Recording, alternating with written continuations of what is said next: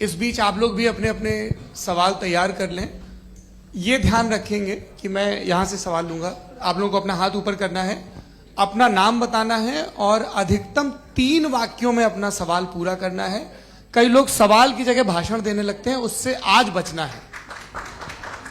जी मुफ्ती साहब, पहला सवाल आपका, 16 मिनट है, हम दोनों लोगों के सवाल लेंगे। जी जी बहुत शुक्रिया। आपकी जो अभी बात हुई बहुत अहम थी, मैं इसको चाहूँगा कि आगे डिस्कस करूँ, लेकिन चूंकि अभी ये वो सेगमेंट है क्रॉस एग्जामिनेशन, तो सबसे पहला सवाल आपसे ये है कि जो मैं इतनी देर से कॉन्टिंजेंसी आर्ग्यूमेंट आपको बता रहा था, ये अकल से ही बता रहा था हजरत, आप ये बताएं कि आप इन्फिनिट रिग्रेस ऑफ कॉजेस को पॉसिबल मानते हैं या नेसेसरी बीइंग के एग्जिस्टेंस को सही समझते हैं, चूंकि 2 ही ऑप्शन हो सकता है, आप ये बताएं।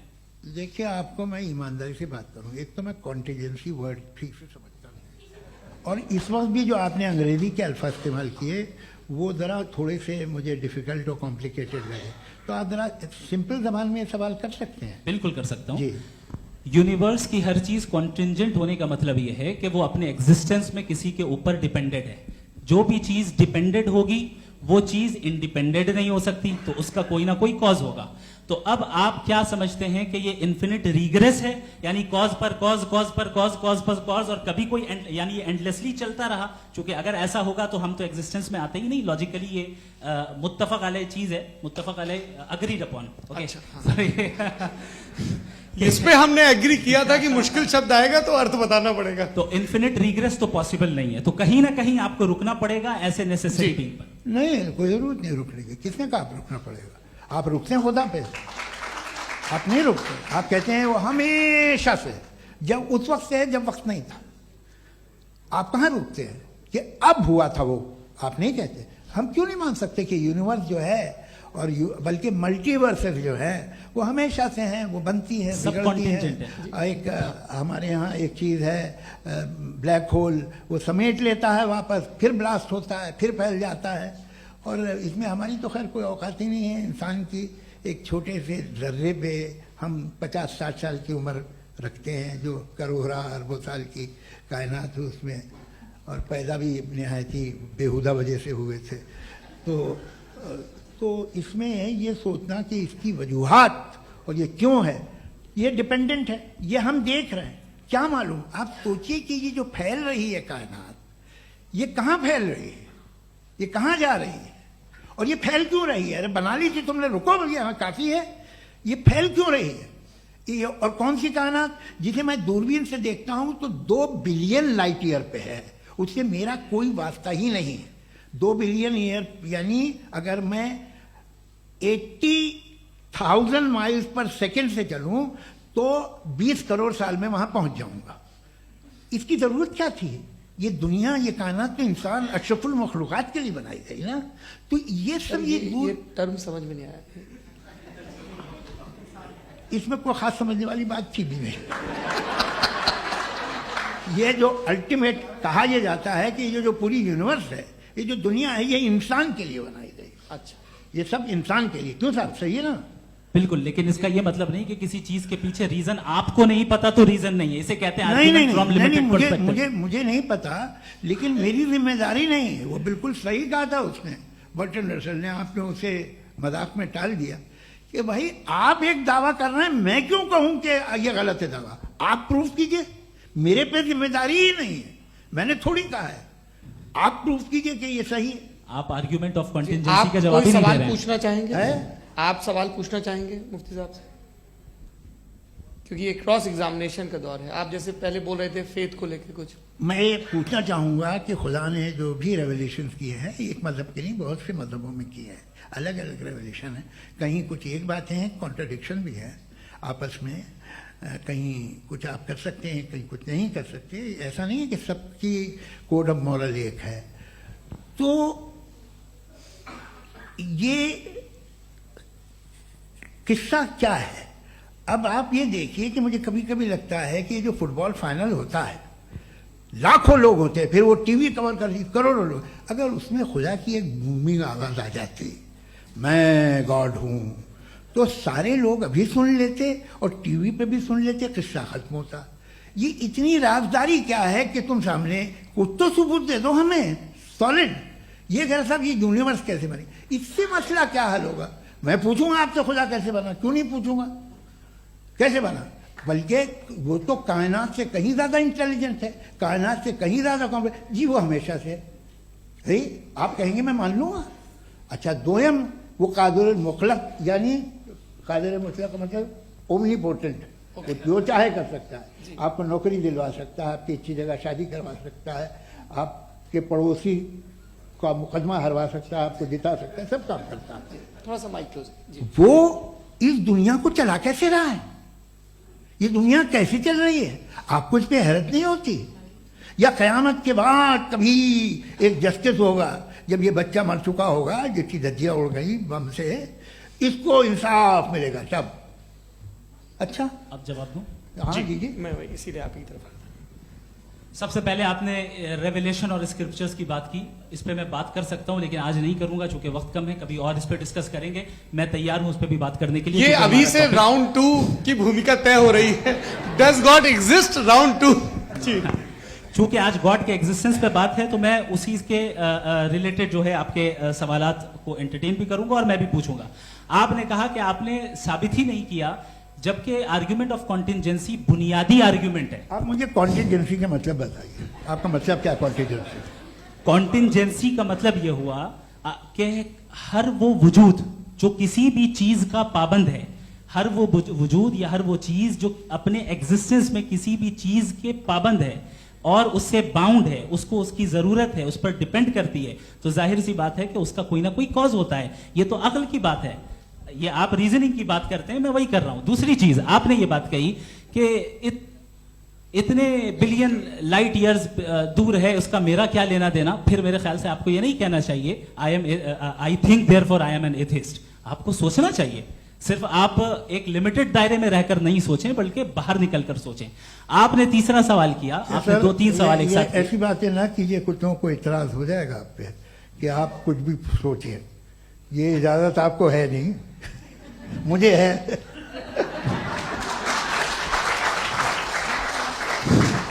जी। आपने प्रॉब्लम ऑफ इविल के ताल्लुक से सवाल किया और बार बार आप एक लफ्ज रिपीट कर रहे हैं कि ओमनीपोटेंट गॉड है, ऑल पावरफुल गॉड है।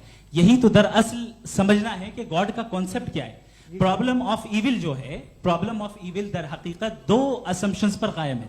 अगर आप इन 2 असम्पशंस को समझ जाएं तो ये प्रॉब्लम नहीं रहेगी, आर्ग्यूमेंट आपको समझ में आ जाएगी कि ये कोलैप्स कर जाता है। पॉइंट नंबर 1, यानी जो आपका सबसे पहला फॉल्स असम्पशन है कि गॉड मर्सीफुल है, ओमनीपोटेंट है, दुनिया में जुल्म हो रहा है। लेकिन आपको यह समझना चाहिए कि हमारे वर्ल्ड व्यू के मुताबिक गॉड सिर्फ ओमनीपोटेंट और सिर्फ मर्सीफुल नहीं है, बल्कि वो ऑल वाइज भी है और वो ऑल नोइंग भी है। उसके हर काम के पीछे हिकमत और विजडम है। ये कोई जरूरी नहीं है कि वो हिकमत और विजडम आपको समझ में आए या मुझे समझ में आए। अगर आप जो समझ रहे हैं उसके मुताबिक आप फैसला कर रहे हैं, ये लिमिटेड पर्सपेक्टिव से आर्ग्यूमेंट है। और इस चीज को हम अपनी दुनिया में, अपने लाइफ में, डेली लाइफ में इस प्रिंसिपल को एक्सेप्ट करते हैं। हम जब किसी डॉक्टर के पास जाते हैं, डॉक्टर के पास जाकर वो अगर उसने हमें कोई दवाई दी है तो हम ये तो नहीं कहते कि जब तक आपके पास जितना नॉलेज और जितना विजडम नहीं है, आपने क्यों ये दवाई दी है, तब तक हम इस चीज को एक्सेप्ट नहीं करेंगे।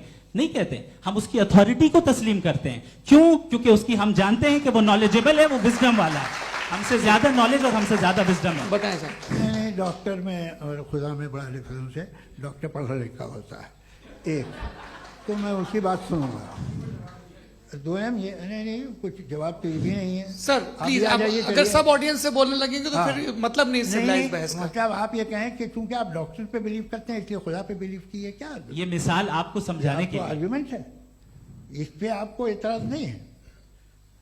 तो सिंपल बात ये है कि मैं अगर ये यकीन कर लूं कि एक ओमनीपोटेंट, उसकी मसलहत है, ये जो बच्चे मर रहे हैं ये मसलहत है उसकी, मुझे नहीं चाहिए इसकी मसलहत। उसकी मसलहत नहीं, यही तो समझना है, मतलब एक्सपीरियंस। अच्छा, इस आपने अभी मेरी बात पूरी सुनी नहीं। मैंने कहा आपका पूरा आर्ग्यूमेंट 2 फॉल्स असम्पशंस पर है। एक फॉल्स असम्पशन मैंने बता दिया, दूसरा फॉल्स असम्पशन यह है कि इस दुनिया में इविल के होने का कोई गुड रीजन नहीं है। जबकि हमारे पास बाज रीजंस मौजूद हैं, हमारे पास बाज वजूहात मौजूद हैं। अगर इस दुनिया में इविल ना हो तो आप गुड को डिफाइन कैसे करेंगे? अगर जुल्म ना हो आप इंसाफ को समझेंगे कैसे? अगर तारीकी ना हो तो आप लाइट को समझेंगे कैसे? बहुत अच्छे। अभी और सुन लें, अभी और बाकी है। ये तो बात बहुत पसंद आई साहब मुझे, कि जब तक रेप ना हो तब तक औरतों की इज्जत का ख्याल आपने मेरा जवाब पूरा सुना ही नहीं। जब तक के बच्चों का कत्ल ना किया जाए तब तक आपको बच्चों की मासूमियत की इज्जत। आपने पूरा जवाब सुना ही नहीं। क्या बात है, क्या आपने नुक्ता निकाला? आपने पूरा जवाब सुना ही नहीं। आप सुन लें, मेरी बात सुन लें।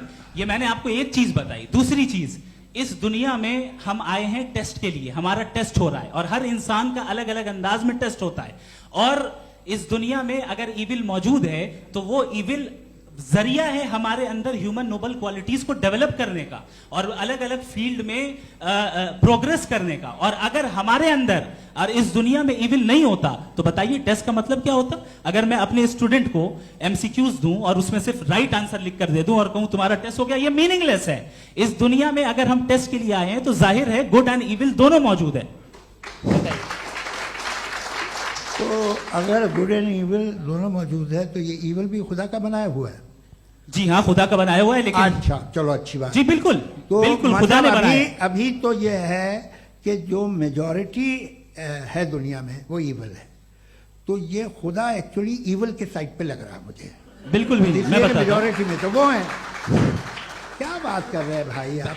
कोई भी जो मुंसिफ होगा, चाहे आपका अपना घर हो जिसके आप सबसे बड़े हैं, चाहे आपकी ऑर्गेनाइजेशन हो जो आप चलाते हैं, वहां पर आप इविल रखेंगे साबित करने को कि बाकी लोग शरीफ हैं। मेरी बात सुनिए, क्या ये आर्ग्यूमेंट ही गलत है? अगर कि जब तक के कोई इविल नहीं होगा तब तक के शरीफ आदमी शरीफ नहीं लगेगा। अगर एग्जामिनर गलत ऑप्शन दे रहा है तो एग्जामिनर इविल नहीं हो गया। जो गलत ऑप्शन को सेलेक्ट कर रहा है वो फेल होगा। क्रिएटर ने इविल को बनाया है लेकिन वो इविल नहीं है। अच्छा सुनिए मेरी बात, हाँ। Let me complete sir. जी जी। क्रिएटर ने इविल को बनाया है टेस्ट के लिए, वो इविल नहीं है। इविल वो होगा जो उसे इख्तियार करेगा। छुरी को बनाने वाला गलत नहीं होता है, छुरी का गलत इस्तेमाल करने वाला गलत होता है। रेप को कैसे गलत इस्तेमाल करते हैं? रेप इंसान के फ्री विल का नतीजा है। ये रेप कैसे गलत इस्तेमाल होता है? ये मुझे अब सुन लें, अब सुन लें। गलत इस्तेमाल होता है। हाँ मैं बता रहा हूँ ना, कैसे गलत मैं बता रहा हूँ कि जो इविल इस दुनिया में मौजूद है उसके कई सारे तरीके हैं। एक तरीका इंसान का अपना फ्री विल है। अब अगर कोई रेपिस्ट रेप कर रहा है तो इसका गॉड का कसूर नहीं है, वो अपने फ्री विल का गलत इस्तेमाल कर रहा है, उसको सजा मिलनी चाहिए। अच्छा। और उसी के लिए जहन्नम बनाई गई है। ये फ्री विल का भी बड़ा चक्कर। आप जब कोई बुरा काम करते हैं या कोई बुराई होती है तो ये कहा जाता है कि ये फ्री विल है। 7 billion free wills are moving on this planet. 7 billion free will. और एक आदमी अपनी फ्री विल से मुझे कत्ल कर दे तो मैं खुदा की मर्जी से मरा हूं कि इसकी फ्री विल की वजह से? मेरी मौत खुदा के हाथ है या ये फ्री विल वाले के हाथ है? खुदा ने फ्री विल का निजाम बनाया है और उस निजाम का गलत इस्तेमाल करके कोई आपको मार रहा है, इस्तेमाल करके मेरा कत्ल कर देता है। अब मेरी मौत का जिम्मेदार कौन है? वो इंसान जिम्मेदार है। वो इंसान। जी। तो ये कहना कि और उसको सजा मिलेगी। तो अब आप आगे चलिए कि ये तय करना कि अल्लाह ही या खुदा, सॉरी अल्लाह ने, खुदा ही जिंदगी देता है, खुदा ही मौत देता है, ये गलत है। बिल्कुल गलत नहीं है। हाँ, नहीं, निजाम उसी ने बनाया फ्री विल का, निजाम मौत और हयात का उसी ने बनाया। You are contradicting yourself. अभी आपने कहा कि एक आदमी ने फ्री विल से आपको मार दिया, इसमें उसे फ्री विल दी गई थी, उसने गलत इस्तेमाल किया। 7 billion free wills are moving on this planet और आप चाह रहे हैं कि मैं सिर्फ खुदा का ध्यान करूं। ये 7 बिलियन फ्री विल्स को मुझे लुक आफ्टर करना पड़ेगा कि नहीं? ये तो तबाहियां कर रही हैं और तबाहियां ज्यादा हो रही हैं। बिल्कुल। तो अगर आप बताएं अगर खुदा नहीं है फॉर एग्जाम्पल, हाँ। तो आप इविल को कैसे डिसाइड करेंगे? यानी how can you define evil objectively without God? देखिए दुनिया में 2 तरह के जानवर हैं, एक जो अकेले रहते हैं जंगल में और एक जो ग्रुप्स में रहते हैं। ग्रुप में जो भी रहेगा, चाहे वो आपका फाउंडेशन हो, चाहे कोई क्लब हो, चाहे कोई पॉलिटिकल पार्टी हो, चाहे कोई यूनिट हो, उसमें आपको इंटरैक्ट करने के रूल बनाने पड़ेंगे। यानी लोग तय करेंगे। लोग तय करेंगे। अगर लोगों ने यह तय किया कि किसी का रेप करना सही है, आप जस्टिफाई करेंगे? नहीं, आपका फाउंडेशन तो ये हो गया ना कि लोग ही विल डिसाइड करेंगे। नहीं, अरे दुनिया में ऐसे ग्रुप्स हैं जो रेप को जायज मानते हैं सर्टेन हालात में। मैं डिटेल में नहीं जानूंगा, आप भी जानते हैं। ये जो आईसिस वाले थे इन्होंने क्या किया था, तो उन्होंने क्या किया उसका खुदा से कोई ताल्लुक नहीं है सर। मैंने सिंपल सवाल किया कि ईविल को आप डिफाइन करते कैसे हैं। आगे वापस आइए जी, आप साथ में तभी रह सकते हैं जब कुछ आप ऐसे उसूल डेवलप करें जिसमें हर एक का बेसिक तहफ़्फ़ुज़, हर एक का बेसिक राइट हो और हर एक को कोई आराम मिले। यही तरीका है किसी भी ऑर्गेनाइजेशन जिसमें एक से ज़्यादा लोग हैं और वो ऐसे चलती है ज़िंदगी। उसमें अगर आप गड़बड़ करेंगे तो तबाही होगी, नुकसान होगा, बर्बादियाँ आएंगी। और अगर उसमें आप घर ले लीजिए ना, एक हस्बैंड है, एक वाइफ है, बच्चे हैं, वालदा भी हैं, 2 बहनें भी हैं, एक भाई भी है। अब इसमें कोई निज़ाम आपको चाहिए साथ में रहने का, और एक दूसरे पे भरोसा रहे, एक दूसरे के बहीख्वाह हों, एक दूसरे की मदद करें, ऐसी जिंदगी। सर आपकी बात आ गई। आप ये कह रहे हैं कि लोग डिसाइड करेंगे क्या सही है क्या गलत है, यही है? मेजॉरिटी डिसाइड करेगी क्या सही है क्या गलत है? अरे भाई बिल्कुल। मेजॉरिटी अगर ये कहे कि नाजी जर्मनी के साथ जिस तरह मेजॉरिटी थी कि जेनोसाइड करना सही है, आप जस्टिफाई करेंगे? उस वक्त आपका ये सवाल सिर्फ उसके बाद क्लोजिंग। हाँ, उस वक्त प्लेनेट पे जो लोग थे उनमें कितने लोग हिटलर को सही समझते? अच्छा, प्लेनेट की मेजॉरिटी तय करेगी, सोसाइटी की नहीं। प्लेनेट की मेजॉरिटी गॉड के एग्जिस्टेंस को सही मानती है, आप क्यों नहीं मानते? ये हेलो ये क्रॉस क्वेश्चन का राउंड यहाँ पर समाप्त होता है। और ये बड़ा अच्छा है कि इस तरह से फ्रेगमेंट कर दिया गया है ताकि जो मरकरी ऊपर जा रहा है नीचे जवाब दे दूं। जी, प्लेनेट की ज्यादातर मेजॉरिटी कुछ दूसरे मजहबों के खुदा को मानती है। आप उन्हें क्यों नहीं, आप तो मेजॉरिटी की बात कर रहे अच्छा, हैं। ये क्लोजिंग आप ये कह रहे हैं इविल और गुड को डिसाइड मेजॉरिटी करेगी, मेजॉरिटी जो कर दे वो सही हो जाएगा। क्लोजिंग इसको जैसा आप ही लोगों ने तय किया है उसी फॉर्मेट को फॉलो कर लेते हैं। हाँ। भाई मैंने तो भले लोगों पे एतबार किया और तब मॉडरेशन तय किया। जी, आपके पास 5 मिनट का वक्त है, क्लोजिंग आर्ग्यूमेंट है, उसके बाद हम ऑडियंस से क्वेश्चन आंसर लेंगे जावेद साहब की क्लोजिंग आर्ग्यूमेंट के बाद। ओके, बहुत शुक्रिया जी। हमारा जो टॉपिक है डज गॉड एग्जिस्ट, मैं इस पे इतने एकेडमिक तैयारी करके आया था। मुझे था कि मैंने सोचा था कि कई सारे मैं आर्ग्यूमेंट्स दूंगा, लेकिन वक्त की भी किल्लत और जावेद साहब बार बार इधर उधर चले जा रहे थे तो उसको भी थोड़ा एंटरटेन करना पड़ गया। डज गॉड एग्जिस्ट पे मैं एक ही आर्ग्यूमेंट दे पाया। आर्ग्यूमेंट्स बहुत हैं और डेफिनेटिव आर्ग्यूमेंट्स हैं, और मेरे आर्ग्यूमेंट को किसी एक राउंड में भी इन्होंने एंटरटेन नहीं किया और रेफ्यूट नहीं किया।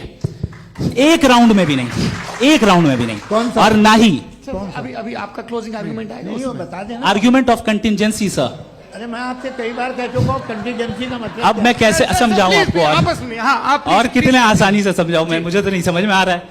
आप अपनी आर्ग्यूमेंट ऑफ कंटीजेंसी उर्दू में बोल सकते हैं। हाँ, आप अपनी बात पूरी कर ले जी, आखिरी 4 मिनट। दूसरी चीज, just a minute please ma'am, can I talk? दूसरी चीज ये है कि आपने एक तो इसका जवाब नहीं दिया, दूसरा आपने गॉड के ना होने पर कोई डेफिनेटिव आर्ग्यूमेंट नहीं दिया, सिर्फ मजहब पे बात कर रहे हैं आप। मजहब तो आज हमारा टॉपिक ही नहीं था। आज तो हमारा टॉपिक हो, आप मजहब से ले लेकर आईएस तक चले गए। भाई हमारा क्या ताल्लुक है उससे? We condemn them. और उसका गॉड से क्या ताल्लुक है? अगर कोई गलत काम कर रहा है, किसी ने किसी को कत्ल किया, किसी ने किसी का रेप किया, उसको सजा मिलनी चाहिए। और आपके पास कोई भी rational strong foundation of morality नहीं है। आपने कहा कि मेजॉरिटी तय करेगी सोसाइटी की, वो सही होगा। मैंने कहा हिटलर को फिर आप सही कहेंगे, नहीं, प्लैनेट की सोसाइटी की मेजॉरिटी तय करेगी। तो प्लैनेट की मेजॉरिटी गॉड के एग्जिस्टेंस को मानती है, आप कह रहे हैं ये रिलीजियस है। तो यानी आपके पास कोई स्ट्रॉन्ग फाउंडेशन नहीं है ऑब्जेक्टिव मोरालिटी का। ऑब्जेक्टिव मोरालिटी का अगर कोई फाउंडेशन है तो वो सिर्फ गॉड है, गॉड है, गॉड है। Thank you.